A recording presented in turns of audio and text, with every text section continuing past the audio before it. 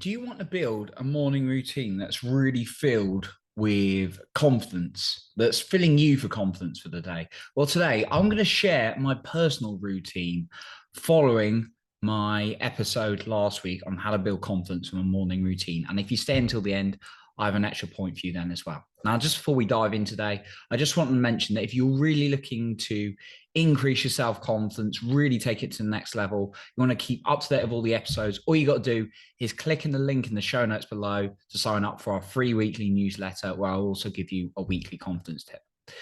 So, like I said, I talked about this subject, morning routine, last week in the episode, and I want to give my one to you just to share it. Now, over time, I've chopped and changed it, and it can evolve and change again, right?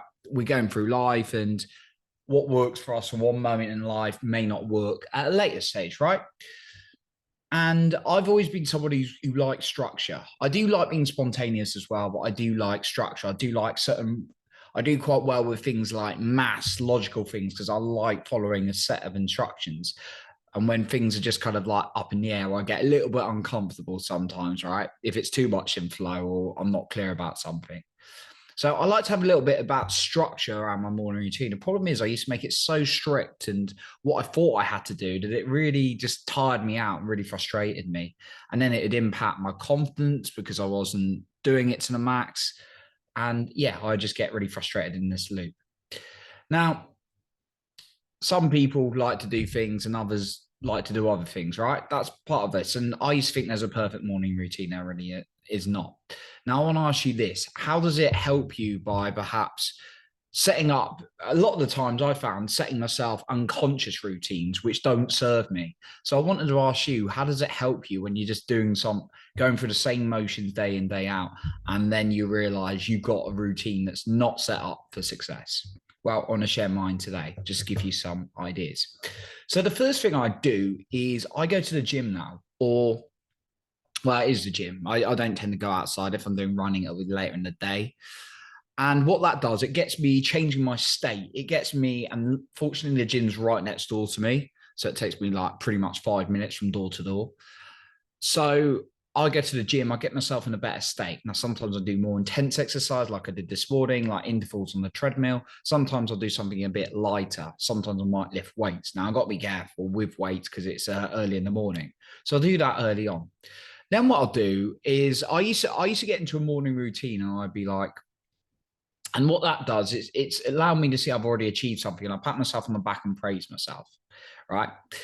What I used to do is get up and try and do my kind of like prayers, oaths, statements I needed to read out, try to do my visualization. I'll just be moody. And when you do those things without meaning or emotion or not the right emotion, it doesn't create a good impact. So then what I'll do when I've created a state change of, because exercise makes you feel good, right? I don't think I've ever met anyone who said otherwise, right? And then what I'll do is I'll do my prayers, my oaths, my statements, and these are things which are just positive intentions. Now, we've all got different spiritual, religious views, all these kind of things. But for me, the intention behind saying these things is they put out the right energy, and I'm also telling myself when I'm reading these things out to myself, it puts me into the right intention for the day by saying out loud, and I've got better energy because I've been to the gym rather than just passively saying them. Saying things that you want to believe about yourself, positive, empowering things, if you're saying them without any meaning or a negative meaning, it's not going to create much of an impact, if any at all.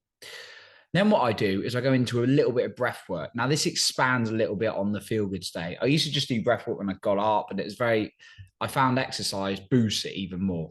So I'll get into breath work so I can really get into a calm state that I'm usually in after exercise, but breath work really helps work my nervous system as well. And then what I'll do is I'll visualize.